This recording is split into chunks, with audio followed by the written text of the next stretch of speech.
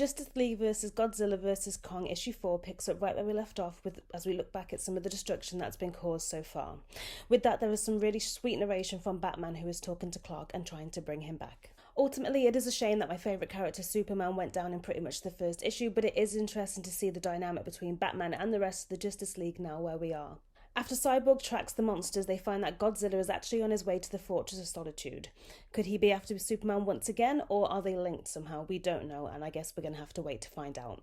But meanwhile, Supergirl and King Kong, closely watched by Green Arrow, are having some sort of stare-off, and here she comes to realise that he isn't a threat.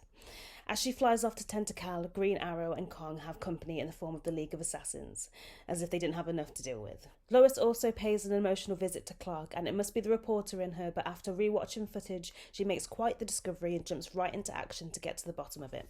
This issue is lighter on the action, but that gives us time to breathe a little and really take into account what has actually happened, who's been affected and how it is affecting them.